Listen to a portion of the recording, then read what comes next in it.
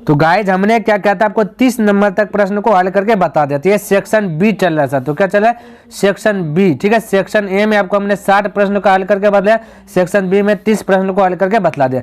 ये जो भी है साथियों आपका जो कि एग्जाम के लिए बहुत बहुत इंपॉर्टेंट है। इस बार जो आने वाला संभावना जिस टाइप का प्रश्न उस टाइप का हमने लेकर के आया हूँ।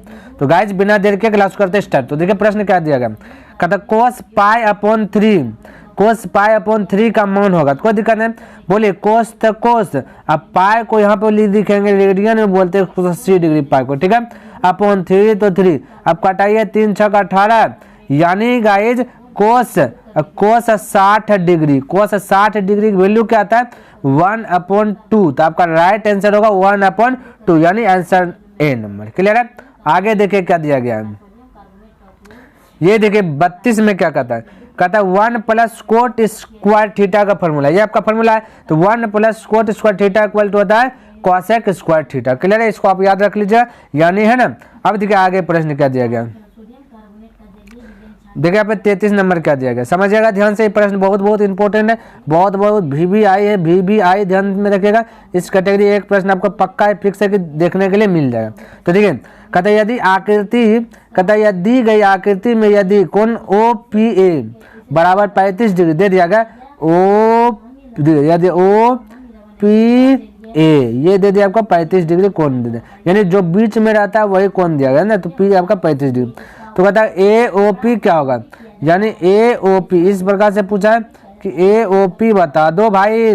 ए पे लिख रहे AP हुआ, A हुआ, A हुआ, ये पूछ, तो बीच में रखा O, तो ये वाला एंगल पूछ दिया गया। क्लियर, ध्यान रखिए।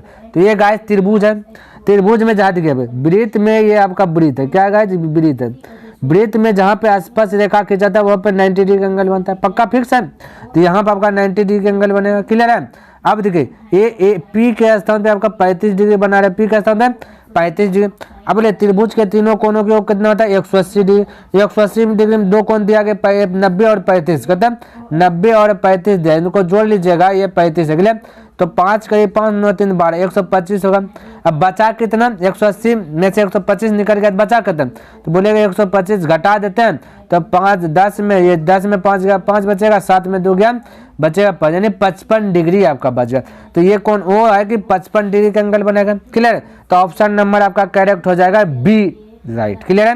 तो आई होप ये भी समझ में आ गया होगा। नेक्स्ट प्रश्न देख लेते हैं क्या कहता है। देखिए 34 में कहता है किसी वृत्त के बाह्य बिंदु P, कहता कोई वृत्त है, ये देखिए ध्यान से, वृत्त बना रहे, कहता कोई वृत्त है, वृत्त के बाहर में एक बिंदु P है, मान लेते हैं बिंदु आपका P है, से दो स्पर्श रेखाएं खींची गई P और PB। तो दो स्पर्श रेखा, एक स्पर्श रेखा, ये दो स्पर्श रेखा, इसका नाम बोला P है, ये हो गया PB। क्लियर। खींची गई है, यदि P 8 तो PB कितना होगा, तो P भी पूछा। तो हम गाइज हम बता देना चाहता हूँ यहाँ पे, ये भी आपका बहुत बहुत VBI है, ध्यान में रखिए, इसको आप नोट कर लीजिए। क्लियर है। अब 8 के स्थान पे 4 2 कुछ भी दे सकता है। तो यार ध्यान से देखिए, ये भाई फिगर का भाग, ये तो फिगर भागा, इस प्रकार से फिगर तो एक बार और ड्रॉप कर देते। ये देखिए फिगर है ना, ये है P, ये है A, ये है आपका B, ये है 8। क्लियर है। तो बोला आपकी PB कितना होगा, तो एक बात नोट कीजिए। तो गाइज बाह्य बिंदु से वृत्त पर खींची गई स्पर्श रेखा, याद कीजिए बाह्य बिंदु से वृत्त पर खींची गई स्पर्श रेखा की लंबाइयां समान होती है। ध्यान में रखिए क्या होते हैं, समान होती है। तो जितना ये PA को पावर है उतना PB को पावर है। तो PA की लंबाई 8 तो PB की भी लंबाई 8 होगा। क्लियर है। यहाँ तक समझ में आ रही है मेरी बात, बिल्कुल आ रही है। यदि आ रही है तो लाइक फटाक से कर दीजिए। तो देखिए आगे प्रश्न क्या दिया गया, तो यहाँ देखिए कहता है कि यदि एक अर्धवृत्त की परिमाप 36 हो तो इसकी त्रिज्या क्या होगा। तो अर्धवृत्त का परिमाप लगाना था। अर्धवृत्त का परिमाप क्या जानते हैं हम लोग, कि जानते हैं कि R × π+2, क्या चीज π+2। तो परिमाप आपको दे दिया गया 36, तो परिमाप 36 दिया यहाँ पे प्रश्न में, हम लोग जानते हैं R × π+2। अब इसको हल कीजिएगा, 36 = R गुना ये पाई को जब तोड़ के हल कीजिएगा 36 बटे आपका 7 आएगा।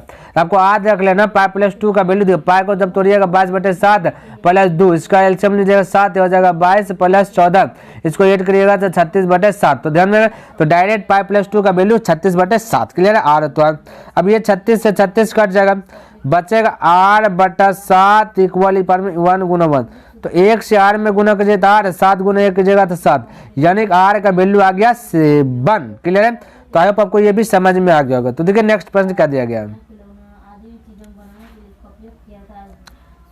देखिए इसमें कहता है एक तार 28 सेंटीमीटर त्रिज्या वाले वृत्त के रूप में मोड़ दिया जाता है तो वर्ग का क्षेत्रफल, यानी एक तार है ना, एक तार है, इस तार को ये वृत्त के रूप में मोड़ दिया गया, ये वाला तार है ना, इसको इसी को क्या कहते हैं, वृत्त के रूप में मोड़ दिया गया, जिसमें से त्रिज्या बोल दिया गया 28 सेंटीमीटर, कितना दिया गया 28 सेंटीमीटर त्रिज्या। तो कहता है कि वर्ग की भुजा क्या, बोला इसी को ये मोड़ा है ना, बोला इसी का वर्ग बनाना चाहता है, क्या बनाना चाहता है, वर्ग, ये वर्ग है, कहता है इसका भुजा बताइए, भुजा बता क्या होगा, तो ये देखिए दोनों आपस में बराबर हो जाए। तो जब मोड़ा जाए, जब किसी को मोड़ा, इसको जब मोड़ दिया गया गाइस इस प्रकार से, तो सबका मतलब परिधि ज्ञात करना है, तो परिधि ए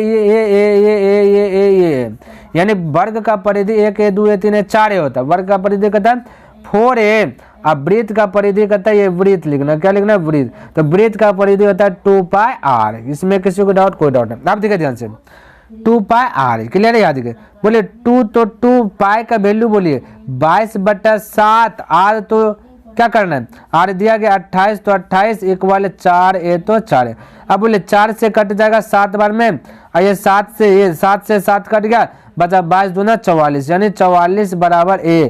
आपसे भुजा, ये क्या है, भुजा है, तो भुजा ये पूछा है, तो 44 सबका सेंटीमीटर आंसर आ जाएगा, इसका राइट आंसर सी। क्लियर है, आगे देखिए, कहते एक वृत्त का व्यास 14 सेंटीमीटर, तो इसकी परिधि क्या होगी, परिधि पूछ दे, परिधि, वृत्त का व्यास 14, तो त्रिज्या कितना हो जाएगा 7, तो इसका आधा, 14 का आधा त्रिज्या आधा 7 त्रिज्या, तो बोला परिधि क्या होगा, तो वृत्त का परिधि, अभी तुरंत हमने जस्ट बताया परिधि पूछा, क्या चीज परिधि, वो भी किसका, वृत्त का है ना, वृत्त का परिधि यहाँ पे पूछा, अर्ध वृत्त का परिधि नहीं पूछा, वृत्त का परिधि होता है 2πr। क्लियर है, बोले 2 तो 2π का वैल्यू 22/7 गुना r कितना है 7 है, 7 से 7 कैंसिल, 22 दूना 44, तो 44 आपका क्या जगह आंसर है, तो इसका भी राइट आंसर डी आपका करेक्ट होगा। क्लियर है, आगे देखिए, इसमें देखा था यदि बहुपद px बराबर x square plus 7x plus 10, फिर कहता है अल्फा बीटा हो तो अल्फा इंटू बीटा का वैल्यू, यानी गाइज अल्फा इंटू बीटा का वैल्यू पूछा, तो होता है सूत्र c/a, तो बोलिए c कहता है ये आपका c है 10, क्लियर है, a कहता है 1x स्क्वायर, तो यानी a है 1, क्लियर, तो बोलिए इसको भाग दीजिएगा 10 हो जाएगा, तो आंसर हो जाएगा 10, ऑप्शन नंबर 1 करेक्ट होगा। क्लियर है, आगे देखिए, देखिए गाइज मैं बता देना चाहता हूँ कि जितना भी प्रश्न हम अभी बता रहे हैं आपको सब VBI है, तो फटाक से आप चैनल को पे ज्वाइन हुए और सेक्शन A देखिए, उसके बाद B देखिए, हालांकि B भी देख रहे हैं तो कोई दिक्कत नहीं, लेकिन A भी जरूर देख लीजिए, क्योंकि इसी में से आपका जो कि क्वेश्चन फंसने वाला है वो भी फुल क्वेश्चन। ठीक है, एक बार गाइज आप विश्वास करके आप देखिए, टोटल जितना भी मैथ बता रहे हैं, और एग्जाम में नहीं मन गदगद हो गया तब आप बोलिएगा। क्लियर है, आगे देखिए, यहाँ 39 नंबर, कहते यदि रैखिक समीकरणों के आलेख एक बिंदु पर काटे तो उस समीकरण निकाय निम्नलिखित में से किस प्रकार होगा। कहता है एक बिंदु पर काटे, यानी कि एक आपका रैखिक समीकरण होगा, कहता है एक बिंदु पर कोई रेखा काट दे, मान लेते यहाँ पे काट दिया गया, तो कहता है वो क्या होगा, क्या विरोधी होगा, ये किसी का विरोध करेगा, बिल्कुल विरोध नहीं, विरोधी मतलब कोई विरोध करे, ये रेखा ना किसी का विरोध करे। कहता आश्रित होगा, ये आश्रित भी नहीं होगा। क्लियर, अविरोधी होगा, अविरोधी होगा, क्या होगा, अविरोधी, यानी अविरोधी का मतलब है ये किसी का विरोध नहीं करता, तो एक बिंदु पर काट रहा है ना, क्या करे, ये सिर्फ एक बिंदु पर काट रहा है, यानी ये किसी का विरोध नहीं करेगा, एक भी बिंदु पर काटेगा ना, तो इसका ऑप्शन नंबर हो जाएगा सी, यानी कि अविरोधी। तो आपको याद रख लेना है कि समीकरण के आलेख एक बिंदु पर काटते हैं, एक बिंदु पर ये क्या होगा, जब काटे तो समीकरण निकाल क्या होगा, अविरोधी, है ना, अविरोधी। जब अविरोधी ऑप्शन में नहीं दे तो आपका हो जाएगा एक ही बिंदु पर काटेगा। क्लियर है, कोई दिक्कत नहीं होना, चला के एक बिंदु यहाँ पे लिख दिया गया है ना। आगे देखिए क्या दिया गया, तो ये देखिए 40 नंबर क्या कहता है, जब दो चर वाले समीकरणों का आलेख समाप्ति होता है, संपाति होता है देना चाहिए ना, तो कहता है तब उनके हल होंगे। तो उनके हल क्या होगा, जब कोई संपाति होगा, यहाँ पे संपाति होगा, है ना, संपाति क्या होगा, संपाति, तो जब संपाति होता है तो उसका हल होगा अनगिनत होगा, क्या होगा, क्योंकि A1/A2 equal B/B1/B2 equal C1/C2 होता है। जब ये सब घर बराबर होता है तो आपको आता है एक संगत आश्रित है, संपाति है ना, तो इस प्रकार से होता है, तो यहाँ पर आपको होगा संपाति। ठीक है, क्लियर है, और अनेक हल होगा, तो यह संपाति दिया है तो यहाँ पे अनेक हल होगा, अनगिनत हल होगा, तो इसका राइट आंसर डी हो जाएगा। तो आई होप साथियों आज का भी 10 प्रश्न जो कि आपका कंप्लीट हो गया।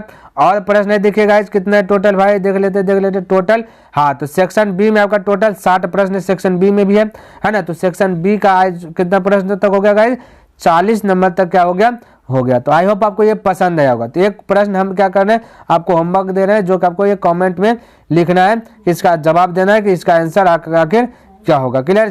41 नंबर प्रश्न जो है कि आपके लिए हम छोड़े रहेगा। इसके लिए ये 41 नंबर प्रश्न हम आपके लिए होमवर्क दे रहे हैं। ये वाला प्रश्न है, आपको जो है कि बताना कि इनमें से किसका हल होगा। क्लियर है। तो गाइज आशा करता हूँ कि आपको ये वीडियो समझ में आएगा होगा। यदि पसंद आए तो साथियों लाइक कर दें, और यदि सब्सक्राइब नहीं किए तो सब्सक्राइब कर दें, और हो सके तो अपने दोस्तों के साथ भी शेयर कर दें। क्लियर है।